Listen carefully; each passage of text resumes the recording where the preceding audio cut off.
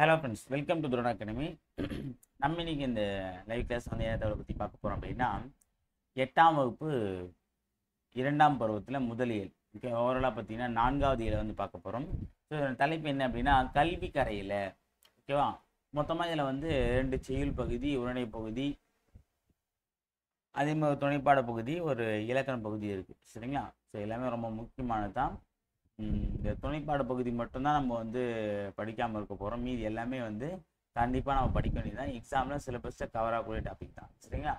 Okay, நம்ம ஒன்று என்ன பார்க்கலாம். முதல் செய்யுள் பகுதியில் வந்து கல்வி அழகே அழகு அப்படின்ற ஒரு டாபிக் வந்து பார்க்க போகிறோம். சில குமரகுருபர் எதுனா நீதிநெறி விளக்கத்துலேருந்து ஒரு பாடலை வந்து கொடுத்துருக்காங்க. அதை பற்றி நம்ம பார்க்கலாம். மனிதர்கள் தங்களை அழகுபடுத்தி கொள்ள எண்ணற்ற அணிகலன்களை பயன்படுத்துகின்றனர்.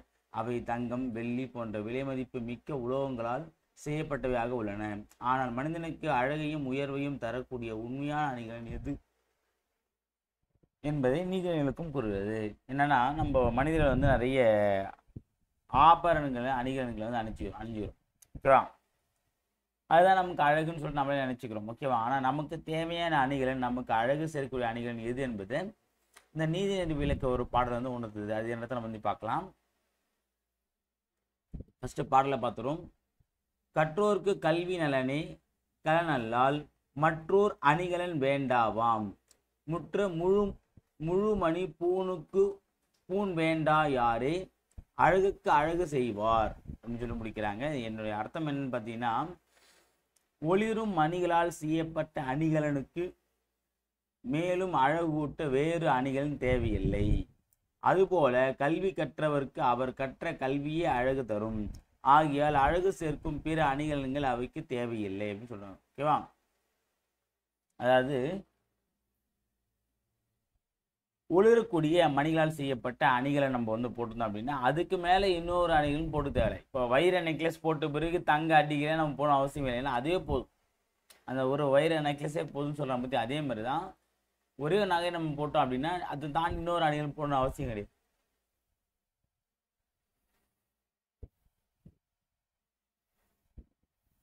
அதே மாதிரி வந்து இங்கே என்ன சொல்கிறாங்க அப்படின்னா, நம்ம வந்து கல்வி கற்றாலே போதுமா, அதை விட சிறந்த அணிகள் எதுவுமே கிடையாதான். இப்போ கல்வி நம்ம கற்றுட்டாலே போதும். அதுக்கப்புறம் வந்து இந்த தங்கமோ வைரமோ அதெல்லாம் நமக்கு அணிகள்லாம் தேவைப்படாது. இந்த கல்வியே நமக்கு ஒரு அணிகளாக மாறி நம்மளை காத்து நிற்கும்.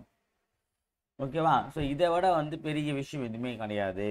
ஓகே, நம்ம கல்வி கற்பது தான் அழகு. நமக்கு அழகு சேர்ப்பதே வந்து கல்வி தான். கல்வி படித்தா தான் நம்ம அழகாக இருப்போன்றது இந்த ஒரு பாடம்னு சொல்கிறாரு. ஓகேவா, ஸோ இப்போ நம்ம நூல்வெளியில் குமரகுருவை பற்றி பார்க்கலாம். குமரகுருபரர் 17ஆம் நூற்றாண்டை சேர்ந்தவர். ரொம்ப முக்கியமானது கேட்டிருக்காங்க. குமரகுருபரர் 17ஆம் நூற்றாண்டை சேர்ந்தவர். இவர் தமிழ் மொழிக்கு பெருமை சேர்க்கும் பல சிற்றிலக்கியங்களை படைத்துள்ளார். தமிழ் மொழிக்கு பெருமை சேர்க்கக்கூடிய பல சிற்றிலக்கியங்களை யார் பண்ணியிருக்காங்க? குமரகுருவர் படைச்சிருக்காரு. கந்தர் கலிவெண்பா, கைலை கலம்பகம், சகலகலா வள்ளி மாலை, மீனாட்சி அம்மை பிள்ளை தமிழ், முத்துக்குமாரசாமி பிள்ளை தமிழ், இது எல்லாமே இவர் இயற்றிய நூல்கள் தான்.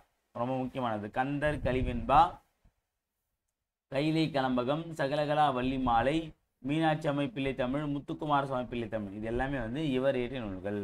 அடுத்தது, மக்களின் வாழ்வுக்கு தேவையான நீதிகளை சுட்டி காட்டுவதால் இந்நூல் நீதி விளக்கம் என பெயர் பெற்றது.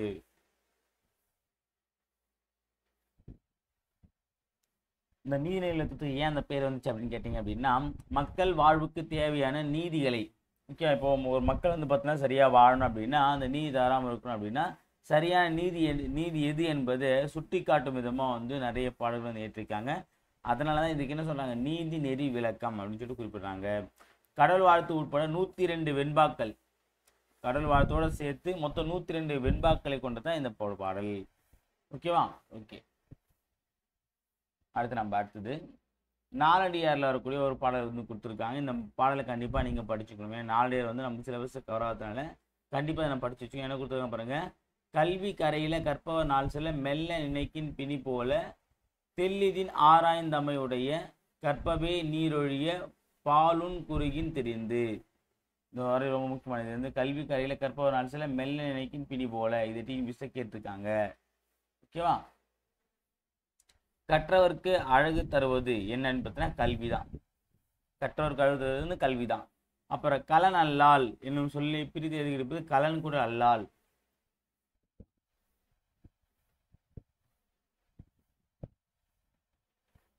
அடுத்த 2வது செய்யுள் பகுதியில் வந்து புத்தியை தீட்டு அப்படின்ற ஒரு டாபிக்ல வந்து பார்த்தீங்கன்னா ஆலங்குடி சோம எழுதின ஒரு பாடலை வந்து பார்க்க போகிறோம்.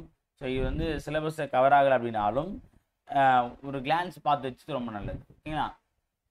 அறிவே ஆற்றல் என்பது ஆன்றோர் கூற்று. அறிவே ஆற்றல் என்பது இந்த ஆன்றோர் கூற்று. அறிவும் உழைப்புமே ஒரு மனிதனை வாழ்வில் உயரச் செய்யும். இது அறிவும் உழைப்பு மட்டும்தான் இந்த ஒரு மனிதனை வந்து வாழ்வில் உயரச் செய்யக்கூடியது. வன்முறையால் பிறரை வெல்வது சரியான செயல் என்று. அறிவினாலும் அன்பினாலும் பிறரை வெல்லும் வெற்றியை நமக்கு பெருமை தரும் வெற்றி. ஓகே, அப்போ நம்ம எதால வெல்லமா? அன்பாலையும் அறிவாலையும் தான் வெற்றி பெறணும். ஓகேவா? சரி, பாடலை பார்த்தலாம். கத்தியை தீட்டாதே உந்தன் புத்தியை தீட்டு, கண்ணியம் தவறாதே அதிலே திறமையை காட்டு. ஓகேவா? இது ஆலங்குடி சோமு சொன்னது. கத்தியை வந்து தீட்டு தான் எந்த பலனும் கிடையாது, உன்னுடைய புத்தியை வந்து தீட்டு. ஓகே, கண்ணியம் தவறாமல் இரு. ஓகே, அந்த கண்ணியம் தவறாமல் இருந்தாதான் உன்னுடைய திறமையை நீ வெளிக்காட்ட முடியுன்றத சொல்றாரு. அடுத்த லைன்ல பாருங்க. ஆத்திரம் கண்ணை மறைத்திடும் போது அறிவுக்கு வேலை கொடு, உன்னை அழித்திட வந்த பகைவன் என்றாலும் அன்புக்கு பாதை விடு. பாருங்க, ஆத்திரம் கண்ணை மறைத்திடும் போது அறிவுக்கு, அதாவது உங்களுக்கு கோபம் வரும்போது வந்து பார்த்தீங்கன்னா அந்த அறிவு வந்து கண்ணை மறைச்சிடும். ஸோ அப்போ என்ன பண்ணோம் அப்படின்னா அந்த டைம் வந்து நம்ம அறிவு கட்டத்தை நம்ம நிறைய விஷயத்தில் பண்ணுவோம். ஆனால் அந்த டைம் நம்ம அறிவோடு யோசிச்சாதான் சரியான முறையில் வாழ முடியும். ஸோ இப்போ ஆத்திரத்தில் தான் நிறைய பேர் தப்பு பண்ணுவாங்க. அப்போ அந்த ஆத்திரப்படும் போது நம்ம நிதானமாக இருந்தோம் அப்படின்னா செய்யக்கூடிய தப்புலேருந்து நம்மளை காப்பாற்றிக்கலாம். அடுத்து பாருங்க, உன்னை அழித்திட வந்த பகைவன் என்றாலும் அன்புக்கு பாதை விடு. ஸோ நான் உன்னை அழிக்க வந்து உன்னை பகைவன் வந்தால் கூட பார்த்தீங்கன்னா அவங்ககிட்ட நம்ம அன்பாக பேசணும் அப்படின்னு சொல்கிறாரு. அடுத்தது, மன்னிக்க தெரிந்த மனிதனின் உள்ளம் மாணிக்க கோயிலப்பா, இதை மறைந்தவன் வாழும் தடம் தெரியாமல் மறைந்தே போகுமப்பா. என்ன சொல்றேன்னா, ஒருத்தர் நம்ம ஒரு பழமொழி சொல்லுவோம், அதாவது மன்னிக்கிறவன் மனுஷன் அப்படின்னா மன்னிப்பு கேட்கிறவன் மனுஷன் அப்படின்னா மன்னிக்கிறவன் பெரிய மனுஷன் சொல்றாங்க. அதான் இங்க சொல்றாங்க. ஓகே, பெரிய மனுஷ தன்மையா செயல்படுங்க, மன்னிக்க பழகி கொள்ளுங்கன்னு சொல்றாங்க.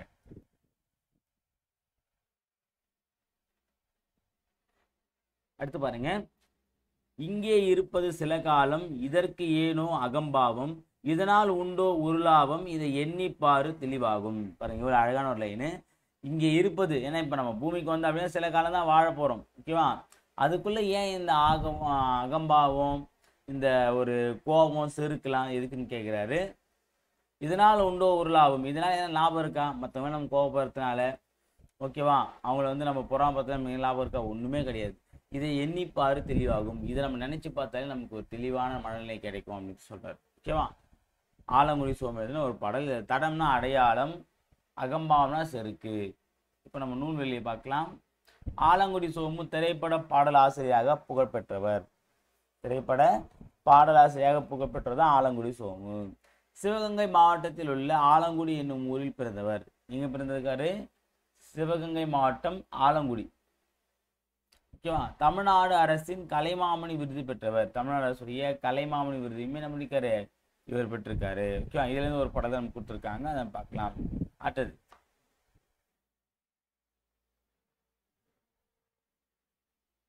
என் நண்பர் பெரும் புலவராக இருந்த போதும் டேஷ் என்று வாழ்ந்தார். நான் இன்றி வாழ்ந்தார் அகம்பாவம். அடுத்தது, கோயிலப்பா என்னும் சொல்லை பிரித்து எழுத கிடைப்பது. அப்ப என்ன வரும் அப்படின்னா கோயில் கூட்டல் அப்பா, கோயில் கூட்டல் அப்பா. பகைவன் கூட்டல் என்றாலும் என்பதை சேர்த்து எழுத கிடைப்பதுன்னு கேட்டா பகைவன் என்றாலும், பகைவன் என்றாலும், பகைவன் என்றாலும் இதுதான். ஓகேவா? அடுத்தது 3வது, பல்துறை கல்வி அப்படின்ற ஒரு உரைநடை பகுதியை வந்து நம்ம பார்க்க போறோம். திருவிக்கா எழுதின ஒரு தகவல் வந்து கொடுத்துருப்பாங்க. நம்ம வந்து மேலோட்டமாக அதை பார்த்துக்கலாம். ரொம்ப முக்கியமான ஒரு பாடம் தான். கண்டிப்பாக நம்ம படிக்க வேண்டிய பாடம், நோட்ஸ் எடுக்க வேண்டிய ஒரு பாடத்தில் இதுவுமே ஒன்று. சரியா? அறியாமை நீக்கி அறிவை விளக்குவது கல்வி எனப்படும். மனிதர்களது வாழ்வில் உடலோம்பலுடன் அறிவோம்பலும் நிகழ்ந்து வரல் வேண்டும். அறிவோம்பலுக்கு கல்வி தேவை. அக்கல்வி பயிற்சிக்குரிய பருவம் இளமை என்பதை விளக்க வேண்டுவதில்லை. இது பற்றிய இளமையில் கல்வி என்னும் முதுமொழி உண்டது. சரியா? ஸோ கல்வி என்பது ரொம்ப ரொம்ப முக்கியமானது. நம்ம அறியாமை நீக்கணும் அப்படின்னா நம்ம கண்டிப்பாக கல்வி கற்கணும். அந்த கல்வி கற்பதற்கு நம்ம வந்து இளமையே கல்வி கற்கணும். ஏன் இளமையில கற்கணும் அப்படின்னா இளமை கட்டதான் நமக்கு வந்து முதுமை இருக்கும். ப்ளஸ் வந்து பசுமர தாணி போல வந்து மனசை போய் நல்லா நிலைச்சி நிற்கும். ஓகே, அதான் வந்து இளமையில் கல் அப்படின்ற ஒரு பழமொழியுமே இருக்குன்னு சொல்றாங்க. அப்ப கல்வி கற்கணும், இளமையிலேருந்தே கற்கணுன்றத குறிப்பிடுறாங்க. ஃபர்ஸ்ட் ஏட்டு கல்வின்னு என்ன சொல்றாங்க பாருங்க. இந்நாள் ஏட்டு கல்வியே கல்வி என்னும் ஒரு கொள்கை எங்கும் நிலவி வருகிறது. ஏட்டு கல்வி மட்டும் கல்வி ஆகாது. இந்நாளில் கல்வி என்பது பொருளற்று கிடைக்கிறது. குறிப்பிட்ட பாடங்களை நெட்டுறச் செய்து தேர்வில் தேறி பட்டம் பெற்று ஒரு தொழிலில் நுழைவதற்கு கல்வி ஒரு கருவியாக கொள்ளப்பட்டு வருகிறது. நாளடைவில் அக்கல்விக்கும் வாழ்விற்கும் தொடர்பில்லாமல் போகிறது. இது கல்வியாகுமா? ஏட்டு கல்வி மட்டுமன்றி தொழிற்கல்வி முதலியனவும் கல்வியின் பார்ப்பட்டனவே. கல்வித்துறைகள் பல திறந்தன. அவற்றுள் ஒவ்வொன்றும் ஒவ்வொரு இயல்புக்கு பொருந்தியதாக தோன்றும். அப்பொருந்திய ஒன்றின் சிறப்பு அறிவு பெறவும் பிறவற்றில் பொது அறிவு பெறவும் அவரவர் முயல்வது ஒழுங்காகும். தொழில் நோக்குடன் கல்வி பயிலுதல் வேண்டா என்றும் அறிவு விளக்கத்தின் பொருட்டு கல்வி பயிலுதல் வேண்டும் என்றும் இயற்கை அன்னை எச்சரிக்கை செய்த வண்ணம் இருக்கிறாள். அவ்வெச்சரிக்கைக்கு மாணாக்கர் செவி சாய்த்து நடப்பாராக. அறிவு விளக்கத்துக்கென கல்வி பயின்று அவ்வறிவை நாட்டு தொழில்துறையை புதிய முறைகளில் வளர்க்க பயன்படுத்துவாராக. அப்படின்னு என்னன்னா ஒண்ணுமே இல்லை, இது சிம்பிளான கான்செப்ட் தான். அதாவது நம்ம கல்வி கற்றுக்கணும். நம்ம கற்றுக்கிட்டு எதுக்கு இருக்கணும் அப்படின்னா நம்ம தெரிஞ்சுக்கணும். நம்ம வந்து பார்த்தீங்கன்னா இது மூலிமா வந்து நிறைய விஷயங்களை புரிஞ்சுக்கணும். ஓகேவா? அப்படின்ற எண்ணத்தோட தான் நம்ம படிக்கணும். அதை விட்டுட்டு வந்து இப்போ நம்ம எக்ஸாம்பிள் நண்பன் படம் எடுத்துக்கலாம். நண்பன் படத்தில் வந்து பார்த்தீங்கன்னா விஜய் வந்து எதுக்காக படிக்கிறார் அப்படின்னா தெரிஞ்சுக்கணும் அப்படின்ட்டு தான் படிக்கிறாரு. ஆனால் அதே ஸ்ரீவன்சன் இருப்பாங்க, என்ன பண்ணுவாங்க, நல்லா மனப்பாடம் பண்ணி பண்ணி பண்ணி பண்ணி பண்ணி அப்படியே ஒப்பிச்சு என்ன பண்ணுவாங்க அப்படின்னா ஒரு பெரிய கம்பெனியில் வந்து வேலை செய்வாங்க. சரியா? ஆனால் அதை விட ஒரு பெரிய பொசிஷனில் தான் என்ன பண்ணுவோம்னா விஜய் போக்குறாரு. அப்போ அதில் சொல்ல வேண்டிய விஷயம் என்ன அப்படின்னா நம்ம வந்து படிக்கிற படிப்பை வந்து புரிஞ்சுக்கிட்டு படிக்கணும். எதுக்கு படிக்கணும் தெரிஞ்சுக்கிட்டு படிக்கணும். ஓகேவா? அதே மாதிரி வந்து அது வந்து ஒரு தொழில் நோக்கத்தோட படிக்கக்கூடாது. ஓகே, அப்படி படித்தோம் அப்படின்னா செட் ஆகாது. அதுமாதிரி வாழ்வோட ஒன்றிணைந்து படிக்கணும். நம்ம வேற படிப்பு வேறு இருக்கக்கூடாது. சரியா? அந்த படிக்கத்தோட நம்மோட படிப்பை கண்டிப்பாக சேர்த்து தான் வரணும் அப்படிதான் அவங்க சொல்கிறாங்க. ஸோ அப்போது படிப்பு என்பது எப்படின்னா ஏட்டு கல்வியாக மட்டும் இருக்கக்கூடாது. அது என்ன தொழிற்கல்வியாக இருக்கணும். உங்களுடைய வாழ்க்கையோட ஒன்றி போகக்கூடிய கல்வியாக இருக்கணும். உங்களுடைய வாழ்க்கைக்கு உதவக்கூடிய கல்வியாக இருக்கணும். படித்தோமா முடித்தோமா செமஸ்டர்மா அதோட விட்டுருமா அதுக்கப்புறம் நமக்கு வந்து எங்கேயுமே வாழ்க்கையில் உதவக்கூடியதாக இருக்காது. கண்டிப்பாக உதவக்கூடியதாக இருக்கும். நம்ம அதை உதவி பண்ணிக்கிறத பொறுத்து தான் இருக்கு. ஓகேவா? அதான் சொல்கிறாங்க. அடுத்தது ஐநாவின் முதல் பெண் தலைவரான விஜயலட்சுமி பண்டிட்டுடைய ஒரு வாக்கியத்தை கொடுத்துருக்காங்க. கல்வி என்பது வருவாய் தேடும் வழிமுறை அன்று, அது மெய்மையை தேடவும் அறநெறியை பயிலவும் மனித ஆன்மாவுக்கு பயிற்சி அளிக்கும் ஒரு நெறிமுறையாகும். சரியா? கல்வின்றது பார்த்தீங்கன்னா ஒரு வருவாயை தேடக்கூடிய வழிமுறை கிடையாது. கல்வி கட்டால் நம்ம வந்து நல்லா சம்பாதிக்கலான்றதை தாண்டி அது மெய்மை தேடவும் அறநெறியை பயிலவும் மனித ஆன்மாவுக்கு பயிற்சி அளிக்கும் ஒரு நெறிமுறை தான் என்ன தான் கல்வி அப்படின்னு சொல்லி குறிப்பிடுறாங்க. யார்? விஜயலட்சுமி பண்டிட். அடுத்த தாய்மொழி வழி கல்வி. நாம் தமிழ் மக்கள் நமது தாய்மொழி வாயிலாக கல்வி பெறலே சிறப்பு. அதுவே இயற்கை முறை. போதிய ஓய்வும் நேரமும் வாய்ப்பும் இருப்பின் வேறு பல மொழிகளை பயிலலாம். ஆனால் முதல் தாய்மொழி வாயிலாகவே கல்வி பயிலுதல் வேண்டும். தாய்நாடு என்னும் பெயர் தாய்மொழி கொண்டே பிறப்பது. சரியா? நம்ம லட்சக்கணக்கான கோடிக்கணக்கான மொழிகளை வந்து பயில்வது சாதாரண விஷயம்தான். அதுக்கு முன்னாடி தாய்மொழி தான் நம்ம முதல்ல கற்கணும். தாய்மொழி மூலமாக தான் கல்வியும் கற்கணும். தாய்மொழி தான் முதல் கற்கணும் தான் என்ன சொல்கிறாங்க. அடுத்தது தாய் வழி கல்வி. ஸோ தாய் வழி கல்வி இதில் என்ன சொல்கிறாங்க அப்படின்னா அதே தான். அதாவது நம்ம கல்வி கற்பது வந்து பார்த்திங்கன்னா வேற்று மொழி அந்நிய மொழியில் வந்து நம்ம கல்வியை கற்பதை விட நம்முடைய தாய்மொழி மூலமாக நம்ம கல்வி கற்றோம் அப்படின்னா நம்மளுடைய வளர்ச்சி வந்து மேலோங்கி இருக்கும். ஓகேவா? ஸோ ஆரம்பத்தில் வந்து பார்த்தீங்கன்னா அது கடினமாக தெரிஞ்சாலும் அதுதான் வந்து ஃப்யூச்சரில் வந்து ரொம்ப ஈஸியாக இருக்குன்றத சொல்கிறாங்க. சரியா? அதை நம்ம டிஎன்பிஎஸ்சி எக்ஸாம் படிக்கிறீங்க அப்படின்னா உங்களுக்கு வந்து அதாவது இங்கிலீஷ் விட தமிழ் தான் நல்லா தெரிஞ்சிருக்கணும். ஓகேவா? அது உங்களுக்கே தெரியும். அடுத்தது காப்பிய கல்வின்னு பார்க்கலாம். இது ரொம்ப முக்கியமானது. வாழ்விற்குரிய இன்பத்துறைகளுள் காவிய இன்பம் ஒன்று. அதை தலையாயது என்று கூறலாம். நாம் தமிழர்கள் நாம் பாட்டின்பத்தை நுகர வேண்டுமேல் நாம் எங்கு செல்ல வேண்டும்?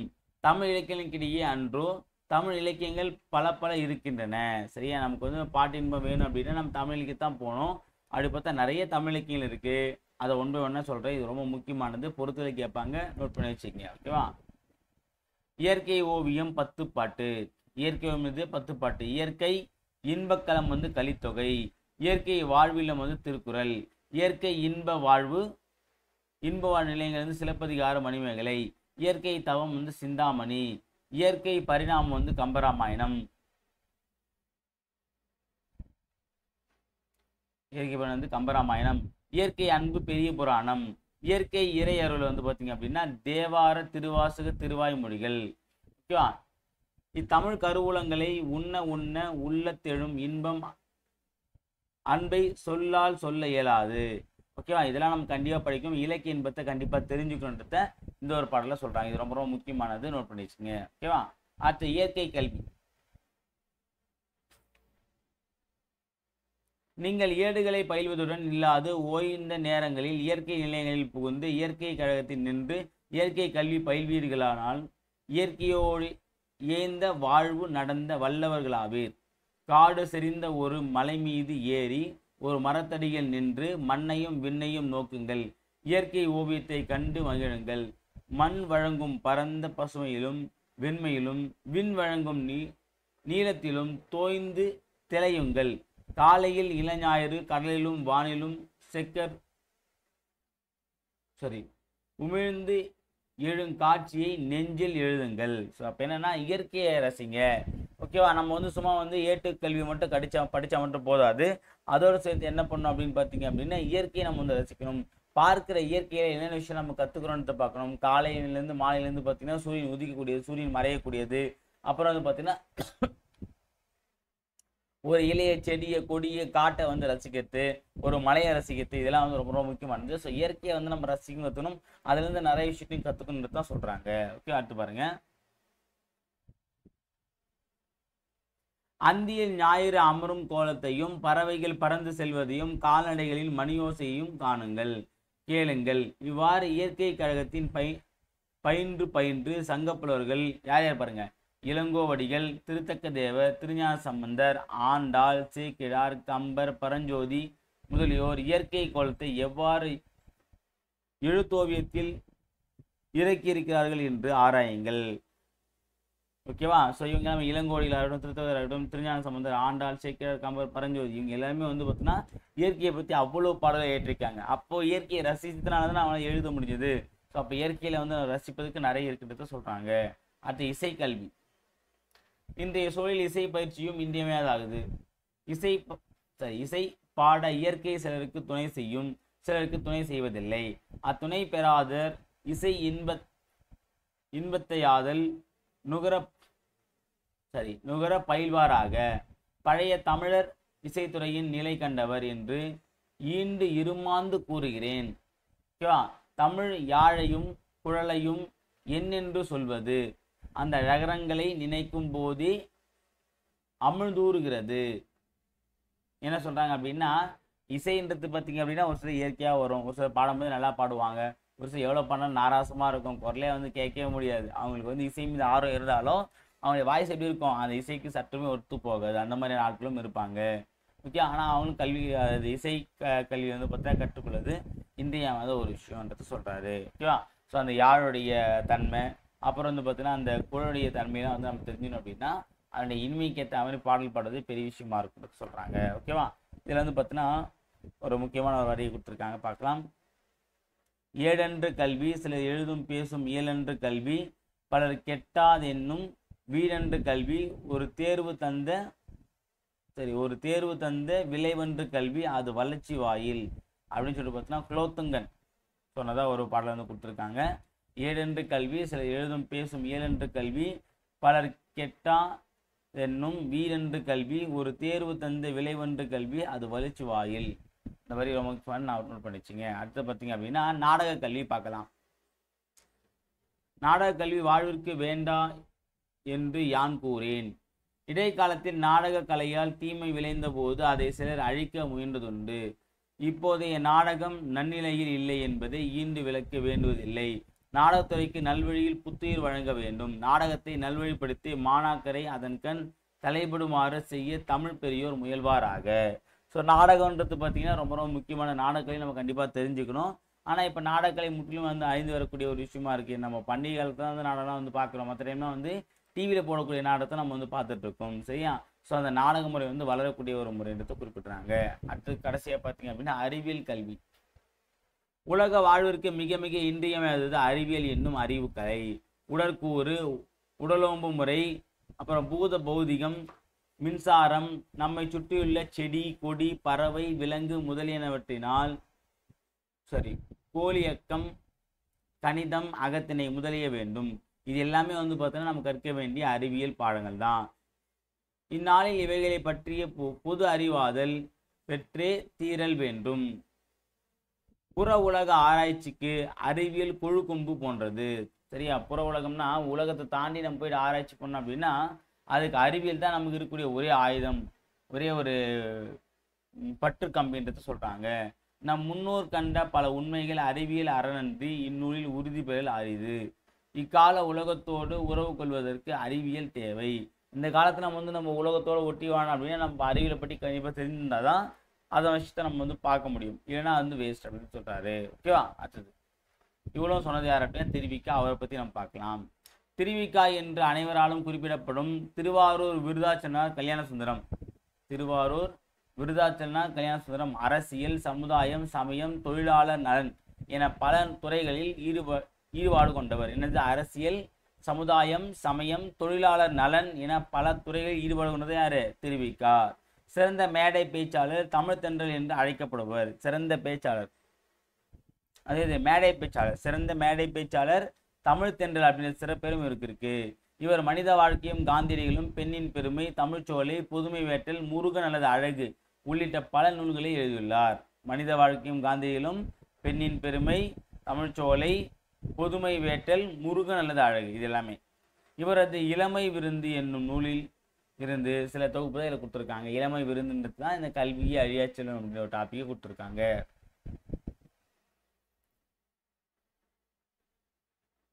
இந்த பார்க்கலாம். பல்துறை கல்வி தானே, அதை பார்ப்போம். அறியாமை நீக்கி அறிவை விளக்குவது. அறியாமை நீக்கி அறிவை விளக்குவது பார்த்தீங்கன்னா இது ஒரு கல்வி தான், நமக்கு தெரியும். அது கல்வி பயிற்சிக்குரிய பருவம். என்ன பருவம்? இளமையில தான் நம்ம கல்வி கற்க முடியும். இன்றைய கல்வி டேஷ் நுழைவதற்கு கருவியாக கொள்ளப்பட்டு வருகிறது. டேஷ் நுழைவதற்கு என்ன வரும்? தொழிலில் நுழைவது. இந்த காலத்துல வந்து பார்த்தீங்கன்னா எதுக்கு ஒரு தொழில் நம்ம செய்யணும் அப்படின்னா அதுக்கு எஜுகேஷன் தேவைன்றதை நம்ம படிக்கணுமே தவிர நம்ம நிறைய விஷயம் தெரிஞ்சுன்னு சொல்லிட்டு யாரும் படிக்கிறதில்ல, அதான் சொல்றாங்க. அடுத்தது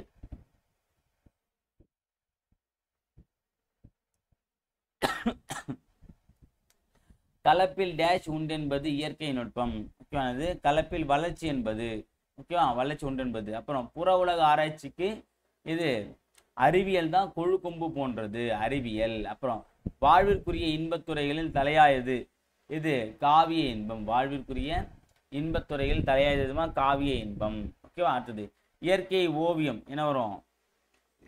இயற்கை ஓவியம் வந்து 10 பாட்டு. இயற்கை தவம் என்ன வரும்? சிந்தாமணி. இயற்கை பரிணாமம் என்ன வரும்? கம்பராமாயணம். இயற்கை அன்பு பெரிய புராணம். அப்படிங்க. அடுத்தது ஆன்ற குடிப்பிறத்தல். ஸோ ஆன்ற குடிப்பிறத்தல்ன்றது வந்து ஒரு கதை பகுதி. இந்த கதை பகுதியில் எதை பற்றி சொல்லியிருப்பாங்க அப்படின்னா ஒரே ஒரு வார்த்தை, ஆசிரியர் சொன்ன ஒரு வார்த்தை ஒரு மாணவனுடைய வாழ்க்கையை மாற்றிருக்கும். ஓகேவா? அது என்ன வார்த்தை, அது எப்படி அந்த மாணவனுடைய வாழ்க்கையை மாற்றுச்சுன்றது இந்த ஒரு பாடலில் கொடுத்துருப்பாங்க. ஃப்ரீயாக இருக்கும்போது இந்த ஒரு கதையை படிங்க, கண்டிப்பாக வந்து உங்களுக்கு நல்ல ஒரு உத்வேகத்தை அளிக்கக்கூடிய ஒரு கதையாக தான் இருக்கும். சரியா? இந்த நூல்வெளி மட்டும் இதில் படிச்சுட்டா போதும். என்னதை பார்க்கலாம். பி.சா. குப்புசாமி சிறுகதை ஆசிரியர்கள் ஒருவர். இவர் வந்து ஒரு சிறுகதை ஆசிரியர் ஒருவர். பி.சா. குப்புசாமி. இவர் தொடக்கப்பள்ளி தலைமை ஆசிரியராக பணியாற்றி ஓய்வு பெற்றவர். அது தொடக்க பள்ளியில வந்து எலிமெண்டரி ஸ்கூல்ல வந்து பார்த்தீங்கன்னா தலைமை ஆசிரியராக பணியாற்றி ஓய்வு பெற்றார். ஜெயகாந்தனோடு நெருங்கி பழகி ஜெயகாந்தனோடு பல்லாண்டு எனும் நூலை எழுதியுள்ளார். ஜெயகாந்தனோடு நெருங்கி பழகி ஜெயகாந்தனோடு பல்லாண்டு அப்படின்ற ஒரு நூலையே எழுதி வெளியிட்டிருக்காரு. ஓகேவா? இவர் எழுதிய ஓர் ஆரம்ப பள்ளி ஆசிரியரின் குறிப்புகள் என்னும் நூலிலிருந்து ஒரு பகுதி இங்கே தரப்பட்டுள்ளது. சரியா? இது ஓர் ஆரம்ப பள்ளி ஆசிரியரின் குறிப்புகள் அப்படிங்கிற ஒரு டாபிக் இருந்தால் நமக்கு இப்போ வந்து ஒரு பாடப்பகுதி வந்து கொடுத்துருக்காங்க. சரிங்களா? ஓகே. அடுத்த இலக்கணத்தில் பார்த்தீங்கன்னா வேற்றுமை. ஸோ வேற்றுமை அப்படிங்கும்போது பார்த்தீங்கன்னா நம்ம நல்லாவே தெரியும். ஒரு சொல்ல வந்து நம்ம வேற்றுமைப்படுத்தி கூறுவதற்கு பயன்படுத்தக்கூடிய உறுப்புகள் தான் வேற்றுமை அப்படின்னு நம்ம சொல்றோம். அந்த உறுப்பு வந்து மறைந்து வந்தால் வேற்றுமை தொகை, வெளிப்படையாக வந்தால் வேற்றுமை விரி அப்படின்றத நம்ம குறிப்பிட்றோம். ஓகேவா? ஸோ தான் சொல்றாங்க பாருங்க. பெயர் சொல்லின் பொருளை வேறுபடுத்தும் முறையே வேற்றுமை. ஓகேவா? இல்லை பார்த்தீங்கன்னா மேலே வந்து பார்த்தீங்கன்னா ஒரு சென்டென்ஸ் வந்து கொடுத்துருப்பாங்க. இதை பாருங்க, நமக்கு நல்லா தெரியும். பாவை அண்ணனை பார்த்து, அண்ணா எனக்கு ஓர் உதவி செய்வாயே என்று கேட்டாள். இந்த அண்ணனால் செய்ய முடிந்த உதவியை என்னால் உறுதியாக செய்வேன் என்றார் அண்ணன். என் அண்ணனது உள்ளம் எனக்கு தெரியும். என் அண்ணனுக்கு என் மீது மிகுந்த அன்பு உண்டு என்றாள் பாவை. சரியா? இதுல இருந்து பார்த்தீங்கன்னா இங்க ஒரு அண்ணா வருது, இங்க ஒரு அண்ணனால், இங்க அண்ணனது, இங்க அண்ணனுக்கு வருது. பார்த்தீங்கன்னா பிரிது பாருங்க. அதாவது அண்ணனை, அண்ணா, அண்ணனால், அண்ணனுக்கு என்றெல்லாம் மாற்றப்பட்டிருப்பதால் பொருள் தெளிவாக நமக்கு புரியுது. இப்போ எல்லாத்தையும் அண்ணன் மட்டுமே இருந்துச்சுன்னா அந்த பொருள் நமக்கு வேறுபாடு தெரியாது. ஓகே, அப்போ அந்த பொருளை வேற்றுப்படுத்தி காட்டுவது, வேற்றுமைப்படுத்தி காட்டுவதற்கு நம்ம பயன்படுத்துறது தான் வேற்றுமை உறுப்புகள். அது என்ன? ஐ, ஆல், கு, இன், அது, கண் அப்படின்னு வரும். மொத்தம் அது உறுப்புகள் மொத்தம் வந்து கிட்டத்தட்ட 6 இருக்குது. அதை பற்றி நம்ம பார்க்க போகிறோம். ஓகேங்களா? ஸோ அப்போ அந்த வேற்றுமை மொத்தம் எத்தனை வகைப்படும் அப்படின்னா மொத்தம் வந்து 8 வகைப்படும். 8 வகையான வேற்றுமை தொகைகள் இருக்குது. சரியா? ஃபர்ஸ்ட் இதை பார்த்துடலாம். தெரிந்து கொள்ள முக்கியமான வேற்றுமை பற்றின விஷயம் சொல்லியிருக்காங்க. சில இடங்களில் உறுப்புகளுக்கு பதிலாக முழு சொற்களை வேற்றுமை உருவாக வருவதும் உண்டு. சரியா? என்னன்னா வேற்றுமை உறுப்பு ஒரு சில நேரங்களில் மறைந்து வரும், ஒரு சில நேரங்களில் வேற்றுமை உறுப்பே வெளிப்படையாக வந்திருக்கும். அதான் சொல்றாங்க பாருங்க. அந்த வேற்றுமை உறுப்பு வெளிப்படையாக வர்றதுக்கு என்ன பேர் அப்படின்னா சொல் உறுப்புகள் என்று பெயர். என்ன பேரு? சொல் உறுப்புகள் என்று பெயர். ஓவியர் தூரிகையால் ஓவியம் தீட்டினார். இதில் ஆள் என்பது வேற்றுமை உருவாக வந்துள்ளது. ஓவியர் தூரிகை கொண்டு ஓவியம் தீட்டினார். இதில் கொண்டு என்பது சொல்லுருபாக வந்துள்ளது. இங்க பாருங்க, தூரிகையால், ஆள் என்பது மறைஞ்சு வந்திருக்குங்களா? இங்க தூரிகை கொண்டு, இந்த கொண்டு என்பது வெளிப்படையா வந்திருக்கு. ஓகே, அதான் வந்து குறிப்பிட்றாங்க. அப்ப வெளிப்படையா வந்த சொல்லுறுப்பு மறைந்து வந்தா வேற்றுமை தொகை. வேற்றுமை வகை மொத்தம் பார்த்தீங்கன்னா 8 வகை இருக்கு. சரியா? ஒன்று என்ன பார்க்கலாம். ஃபர்ஸ்ட் முதல் வேற்றுமைன்னு பார்த்தீங்கன்னா எழுவாய், செயல்படு பொருள், பயனிலை ஆகிய 3 உறுப்பை வந்து இடம்பெற்றுள்ளது தான் பார்த்தீங்கன்னா முதல் வேற்றுமை. சரியா? முதல் வேற்றுமைக்கு இன்னொரு பேர் என்ன? எழுவாய் வேற்றுமைன்னு சொல்லுவாங்க. காரணம் என்ன பார்த்தீங்க அப்படின்னா எழுவாயுடன் வேற்றுமை உறுப்புகள் எதுவும் இணையாமல் எழுவாய் தனித்து நின்று, பாருங்க, எழுவாய் தனித்து நின்று இயல்பான பொருளை தருவது முதல் வேற்றுமை. இந்த எழுவாயோட எந்த ஒரு உறுப்புமே கலக்காது. ஏன்னா முதல் வேற்றுமைக்கு உருவே கிடையாது. ஓகேவா? அப்ப பாவை வந்தால் என்பது பார்த்தீங்கன்னா பாவை என்பது எழுவாய். அப்ப அதோட எந்த விதமான வேற்றுமை உறுப்பும் சேராம வந்திருக்கு, இயல்பா வந்திருக்கு பாவை வந்தால் என்பது. அப்ப இது முதல் வேற்றுமை. அடுத்து இரண்டாம் வேற்றுமை என்பது பார்த்தீங்கன்னா ஐ என்ற உறுப்பு மறைந்து வரும். ஓகே, கபிலர் பரணரை புகழ்ந்தார். கபிலரை பரணர் புகழ்ந்தார். இது பார்த்தீங்கன்னா கபிலரை பரணரை, அப்ப ஐ என்ற உறுப்பு வந்திருக்குங்களா? அப்ப என்னன்னு பார்த்தீங்கன்னா இரண்டாம் வேற்றுமை தொகை. சரியா? இரண்டாம் வேற்றுமைன்னு சொல்றாங்க. இந்த இரண்டாம் வேற்றுமை வந்து பார்த்தீங்க அப்படின்னா என்ன சொல்றாங்க பார்த்தீங்கன்னா எந்தெந்த இடத்துல வரும் அப்படின்னா ஆக்கல், அழித்தல், அடைதல், நீக்கல், ஒத்தல், உடைமை போன்ற பொருட்கள்ல வரக்கூடியதா இருக்கும். ஓகேவா? அதே மாதிரி இரண்டாம் வேற்றுமை தொகைக்கு, இரண்டாம் வேற்றுமைக்கு வந்து பார்த்தீங்கன்னா செயல்படு பொருள் வேற்றுமை அப்படின்ற ஒரு பேரும் இருக்கு. இது இரண்டாம் வேற்றுமைக்கு செயல்படு பொருள் வேற்றுமை அப்படின்ற ஒரு பேரும் இருக்கு. காரணம் என்னன்னு பார்த்தீங்க அப்படின்னா அதாவது இது வந்து ஒரு பெயரை வந்து செயல்படு பொருளா வேறுபடுத்தி காட்டுது. ஒரு பெயரை செயல்படு பொருளை வேற்றுப்படுத்தி காட்டுறதுனால என்ன சொல்றாங்க, இப்போ கபிலர் பரணரை புகழ்ந்தார் அப்படின்னும் போது செயல்படு பொருள் என்ன வேற்றுமை பொருளை மாற்றி காட்டுறதுனால இது செயல்படு பொருள் வேற்றுமைன்னு சொல்றாங்க. இது ஆக்கல், அழித்தல், அடைதல், நீக்கல், ஒத்தல், உடைமை போன்ற 6 பொருட்களில் வரக்கூடியது. ஆக்கல் உருவாக்கம். கரிகாலன் கல்லணையை கட்டினான். கல்லணை வந்துச்சுங்களா? அப்படின்னா இது உருவாக்கியிருக்காங்க. ஆக்கம். அழித்தல், பெரியார் மூட நம்பிக்கையை ஒழித்தார். மூட நம்பிக்கைகளை ஒழித்தார். அடுத்தது கோவலன் மதுரையை அடைந்தான். இது வந்து அடைதல். அப்ப மதுரையை. அடுத்தது நீக்கல், காமராசர் பதவியை துறந்தார். காமராசர் பதவியை துறந்தார். இங்கு நீக்கல். அடுத்து தமிழ் நமக்கு உயிரை போன்றது. தமிழ் நமக்கு உயிரை போன்றது அப்படின்னா ஒத்தல். தமிழும் நம்ம உயிரும் ஒன்னா இருந்தது, அப்போ உயிரை போன்றது.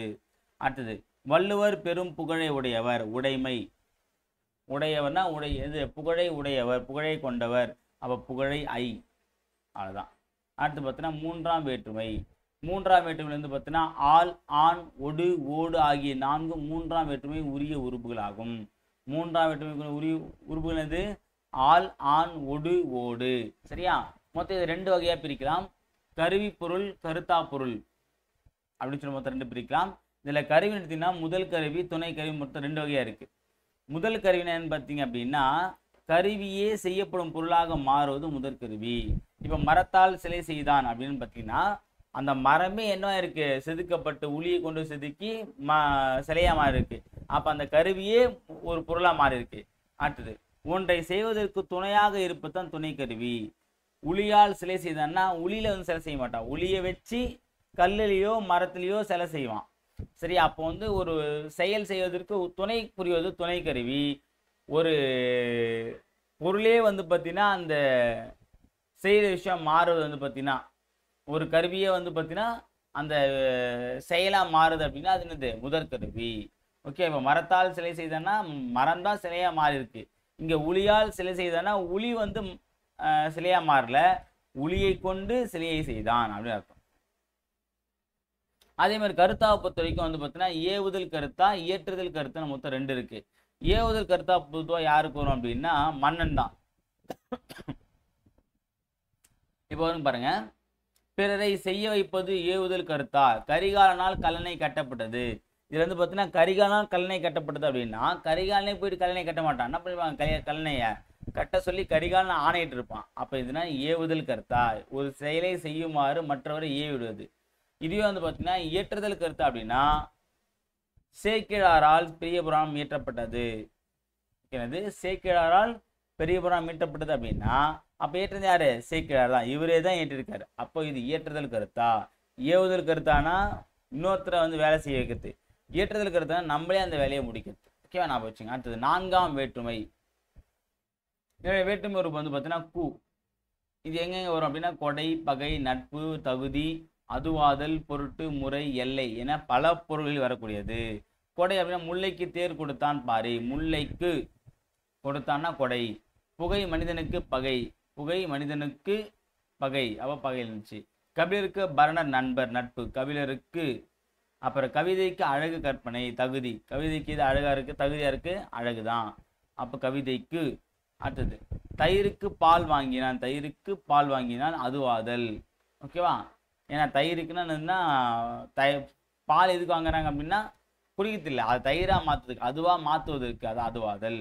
அந்த தமிழ் வளர்ச்சிக்கு பாடுபட்டார், தமிழ் வளர்ச்சிக்கு பாடுபட்டார், அப்போ பொருட்டு, தமிழ் வந்து வளரும் பொருட்டு அதுக்காக பாடுபட்டான்னு அர்த்தம். அடுத்தது செங்குட்டுவனுக்கு தம்பி இளங்கோ முறை, என்ன தம்பி முறைன்னு அர்த்தம், அப்போ அதுதான் செங்குட்டுவனுக்கு.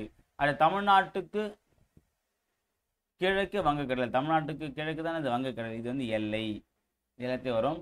4ஆம் வேற்றுமை உருபுடன் கூடுதலாக ஆக என்னும் அசை சேர்ந்து வருவதும் உண்டு. கூலிக்காக வேலை, கூலிக்கு வேலை, கூலிக்காக வேலை ரெண்டுமே வரும். ஓகே, அதான் சொல்றாங்க. அடுத்தது 5ஆம் வேற்றுமை அப்படின்னும் போது இன், இல் ஆகியவை 5ஆம் வேற்றுமை உருபாகும். இவை நீங்கள், ஒப்ப, எல்லை, ஏது போன்ற பொருட்கள் வரும். நீங்கள் அப்படின்னா அங்கே நம்ம ஒரு நீங்கள் பார்த்தோம், இங்க வந்து தலையின் இழந்த மயிர், தலையந்து இழந்த மயிர் அர்த்தம். ஓகேவா, அடுத்தது இன்னும் ஒப்பு அப்படின்னா பாம்பின் நிறம் ஒரு குட்டி. ஓகே, பாம்பின் நிறம் ஒரு குட்டினா பாம்போட ஒத்து இருக்கு. ஓகேவா, பாம்பின் இன். அடுத்து எல்லை அப்படின்னா தமிழ்நாட்டின் கிழக்கு வங்கக்கடல், தமிழ்நாட்டின் கிழக்கு வங்கக்கடல். ஏது அப்படின்னா ஸ்ரேடை பாடுவதில் வல்லவர் காலமே புலவர், பாடுவதில் வல்லவர் காலமே புலவர் அப்படின்னு சொல்லி குறிப்பிடுறாங்க. அவரை தாண்டி யார் இருக்க போறான்னு அர்த்தம். ஓகேவா, அடுத்தது 6ஆம் வேற்றுமை தொகை. அது, ஆது, ஆ ஆகியவை 6ஆம் வேற்றுமை உறுப்புகளாகும். அது, ஆது, ஆ இவ்வேற்றுமை உரிமை பொருளில் வரும். நமக்கு உரிமை பொருளை தான் என்ன பண்ணுவோம் அப்படின்னா அந்த 6ஆம் வேற்றுமை கண்டிப்பா வரும். உரிமை பொருளை கிழமை பொருள் என்றும் கூறுவர். உரிமை பொருள் என்ன சொன்னாங்க, கிழமை பொருள் அப்படின்னு அழைப்பாங்க. ரொம்ப முக்கியமா நோட் பண்ணீங்க. எடுத்துக்காட்டு பாருங்க, ராமனது வில் நண்பனது கை. ராமனதுனா ராமனுடைய, அப்ப அங்க வந்து உரிமை பொருள் தான், அப்ப ராமனுக்கு சொந்தமான வில். நண்பனது கை, நண்பனுக்கு சொந்தமான கை, அப்ப அந்த இடத்துல வந்து உரிமையை வருது, அப்ப உரிமை பொருள் வரக்கூடியது தான் 6ஆம் வேற்றுமை. ஓகே, இதுல வந்து பாத்தீங்கன்னா இந்த அது, ஆது, ஆல வந்து பாத்தீங்கன்னா ஆது, ஆ இது ரெண்டுமே தற்போதைய இலக்கிய நம்ம வந்து பயன்படுத்துறது கிடையாது. சரி, இந்த காலத்துல வந்து நம்ம இதை பயன்படுத்துறது கிடையாது சொல்றாங்க. அடுத்து 7ஆம் வேற்றுமை பார்த்தீங்க அப்படின்னா 7ஆம் வேற்றுமைக்கு உரிய உறுப்பு கண். மேல், கீழ், கால், இல், இடம் போன்ற உறுப்புகளும் உண்டு. இடம், காலம் ஆகியவற்றை குறிக்கும் சொற்களில் 7ஆம் வேற்றுமை உறுப்பு இடம்பெறும். எடுத்துக்காட்டு பார்த்தீங்கன்னா எங்கள் ஊரின் கண் மழை பெய்தது, இது வந்து இடம். இரவின் கண் மழை பெய்தது, இரவு என்பது காலம். இதனை பொறுத்தவரை அந்த உருவானது வெளிப்படையா வரும். எங்கள் ஊரின் கண் மழை பெய்தது, இரவின் கண் மழை பெய்தது. ஊரின் கண் அப்படின்னா இடத்தை பேஸ் பண்ணி வரக்கூடியது, இரவு அப்படின்னா காலம், இரவு, மாலை, மதியம் அப்படின்ற மாதிரி. ஓகேவா? அடுத்தது 8ஆம் வேற்றுமை பார்க்கலாம். இது விழிப்பொருள் வரும். விழிப்பொருள் வரும் அப்படின்னா படகை பெயரை முன்னிலை பெயராக மாற்றி அழைப்பதையே விழி வேற்றுமை என்கிறோம். இவ்வேற்றுமைக்கு இந்த வேற்றுமைக்கென்று தனியே உருபு கிடையாது.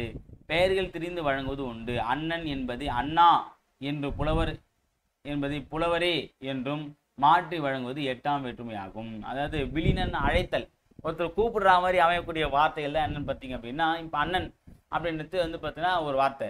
இதுவே நம்ம போகிற அண்ணனை கூப்பிடா அண்ணா இங்கே வா அப்படின்னு நம்ம சொல்ல பற்றியா, தம்பி இங்கே வா, புலவரே, மன்னனே, அரசனே அப்படின்னு நம்ம சொல்ல பற்றியா, இது எல்லாமே புலவன், அரசன், மன்னன் எல்லாமே ஒரு பெயர் சொல். அதுவே வந்து பார்த்தீங்கன்னா ஒரு விழித்தொடரா மாறுது. அண்ணா, அரசா, அப்புறம் மன்னனே அப்படின்னு நம்ம சொல்ல பற்றியா, இதெல்லாம் வந்து பார்த்தீங்கன்னா விழி வேற்றுமை, ஒருத்தர் அழைப்பது போல வருவது. ஓகேவா? நான் வச்சுங்க அந்த 8 வேற்றுமை. இந்த பாக்ஸ் வந்து வெரி இம்பார்ட்டன்ட். இந்த பாக்ஸை மட்டும் நீங்கள் படித்தா கூட போதுமானது. ஓகேவா? முதல் வேற்றுமைக்கும் 8ஆவது வேற்றுமைக்கும் உறுப்பு வந்து இல்லை. ஓகே. 2ஆம் வேற்றுக்கு ஐ, 3ஆம் வேற்றுக்கு ஆல், ஆன், ஒடு, ஓடு, 4ஆம் வேற்றுக்கு கு, 5ஆம் வேற்றுக்கு இல், இன், 6ஆம் வேற்றுக்கு அது, ஆது, ஆ, 7ஆம் வேற்றுக்கு கண். சொல்லுறுப்பு என்ன வரும்? ஆனவன், ஆவான், ஆகின்றான். இதுக்கு வந்து 2ஆம் வேற்றுக்கு சொல்லுறுப்பு கிடையாது. 3ஆம் வேற்றுக்கு கொண்டு, வைத்து, உடன், கூட. 4ஆம் வேற்றுக்கு வந்து ஆக, பொருட்டு, நிமித்தம். இது வந்து இதிலிருந்து, நின்று, காட்டிலும், பார்க்கிலும். 6ஆம் வேற்றுக்கு உடைய. 7ஆம் வேற்றுக்கு சொல்லுறுப்பு கிடையாது. 8ஆம் வேற்றுக்கும் கிடையாது. ஓகே. ரொம்ப முக்கியமானது ஞாபகம் வச்சுங்க. அடுத்தது இதில் பார்க்கலாம். பெயர் சொல்லின் பொருளை வேறுபடுத்தி காட்டுவது தான் வேற்றுமை. பெயர் சொல்லின் பொருளை வேறுபடுத்தி காட்டுவது தான் இது வேற்றுமை. ஓகேங்களா? அடுத்தது 8ஆம் வேற்றுமை டேஷ் வேற்றுமை என்று அழைக்கப்படுகிறது. விழி வேற்றுமை, அழைத்தல். உடனிகழ்ச்சி பொருளில் டேஷ் வேற்றுமை வரும். உடனிகழ்ச்சி பொருளை வந்து பார்த்தீங்கன்னா உடனிகழ்ச்சினா உடன் நிகழ்வது. தாயோடு மகன் சென்றான் அப்படின்ற மாதிரி. அது என்ன வரும்னா 3ஆம் வேற்றுமை. தாயோடு, ஒடு, ஓடு, இதில் ஒரு 3ஆம் வேற்றுமை தான் வரும். அறத்தான், சரி, அறத்தான் வாழ்வது இன்பம். இத்தொடரில் டேஷ் வேற்றுமை பயின்று வந்துள்ளது. அறத்தான் அப்படின்னாலே இந்த 3ஆம் வேற்றுமை தான். ஏன்னா ஆல், ஆன், ஒடு, ஓடு. மலர் மலர் பானையை வணைந்தால் இத்தொடரில் டேஷ் பொருளை குறிக்கிறது. என்ன பொருள்? ஆக்கம், உருவாக்கம். ஏன்னா பானையை வணைந்தால் பானையை உருவாக்கணும் தான். அப்போ ஆக்கம், சரி, ஆக்கம் வரும். அடுத்தது 3ஆம் வேற்றுமை. 3ஆம் வேற்றுமை என்ன வரும் பார்த்தீங்க அப்படின்னா மண்ணால் குதிரை செய்தான். மண்ணால், ஐயால்கு. அப்போ ஆள் என்பது 3ஆம் வேற்றுமை இருந்துச்சு. அது 4ஆம் வேற்றுமை வந்து பார்த்தீங்கன்னா ஐயால்கு, ராமனுக்கு தம்பி லக்வணன். ராமனுக்கு பூ வந்துச்சிங்களா? அடுத்தது 5ஆம் வேற்றுமை அப்படின்னு என்ன வரும்? 5ஆம் வேற்றுமை வந்து பார்த்தீங்கன்னா ஏவுதல், சரி, ஏவுதல் கலையில் சிறந்தவன் ஏ கலைவன். ஏவுதல் கலையில் சிறந்தவன் ஏ கலைவன். 6ஆம் வேற்றுமை பாரினது தேர். உரிமை பொருள் இருக்குன்னா பாரினது தேர், பாரியினுடைய தேர். அவ்வளோதான். ஸோ இதோட வந்து பார்த்தீங்கன்னா பொறுத்துக்க முடிஞ்சு. அதுக்கப்புறம் வந்து பார்த்தீங்கன்னா இந்த மொழித்திறனில் வந்து இந்த நிறுத்தற்குறிகள் பற்றி கொடுத்துருப்பாங்க. இது ரொம்ப முக்கியமானது, படிச்சிங்க. இது சொன்ன அவசியம் இல்லை, நீங்கள் பார்த்தா தெரிஞ்சுக்கலாம். கார் புலினா என்ன, அரை புலினா என்ன, முக்கார் புலினா என்ன, முற்றுப்புலினா என்ன, வினாக்குறினா என்ன, வியப்பு குறினா என்ன, அப்புறம் வந்து ஒற்றை மேற்கோள் குறினா என்ன, இரட்டை மேற்கோள் குறினான்றத பார்த்துங்க. இது கண்டிப்பாக கேட்கலாம். ஆப்ஷனில் கேட்க வாய்ப்பு நிறைய இருக்குது. அடுத்து பார்த்தீங்க அப்படின்னா கடைசியாக வந்து மொழித்தின் பயிற்சி பார்க்கலாம். அது கலைச்சொல் அறிவுகளில் வந்து நிறுத்தற்குறினா அப்படின்னா பங்க்சுவேஷன். நிறுத்தற்குறினது பங்க்சுவேஷன். அணிகலன்னா இது ஆர்னமெண்ட். ஓகேவா? அணிகலனது ஆர்னமெண்ட் சொல்லுவாங்க. திறமை அப்படின்னா டேலண்ட்டு. மொழிபெயர்ப்புனா டிரான்ஸ்லேஷன். விழிப்புணர்வுனா அவேர்னஸ். சீர்திருத்தம்னா ரிஃபார்ம்ஸ். ஓகே, சீர்திருத்தம்னா ரிஃபார்ம்ஸ். ஓகேங்களா? ஸோ அவ்வளோதான். ஸோ இதோட வந்து பார்த்தீங்க அப்படின்னா 8ஆம் வகுப்பு இயல் 4 வந்து முடிக்கிறோம். அடுத்த கிளாஸ் வந்து பார்த்தீங்கன்னா நம்ம ரொம்ப பெரிய கிளாஸ் 5ஆம் இயலில் வந்து பார்க்க போகிறோம். இந்த இயலை வந்து பார்த்தீங்கன்னா பார்க்கத்தோட மட்டும் இல்லாமல் வீடியோ பார்த்த பிறகு ஒரு கிளான்ஸ் வந்து ரிவைஸ் பண்ணுங்கள். கண்டிப்பாக உங்களுக்கு ஹெல்ப்ஃபுல்லாக இருக்கும். ஏன்னா வீடியோஸ் பார்த்தது பிறகே நீங்கள் ஒரு வாட்டி கிளான்ஸ் பார்த்தா தான் உங்களுக்கு நல்லா புரியும். ஈஸியாக உங்கள் மனசில் வந்து பதிஞ்சிக்க முடியும். ஏன்னா புரியும் போதே படிச்சோம் அப்படின்னா ஈஸியாக நமக்கு புரிஞ்சிடும். ஓகேங்களா? சரி, ஓகே. அடுத்த வீடியோ பதில் வேறு ஒரு முக்கியத்துவம் சந்திக்கிறேன். தேங்க்யூ.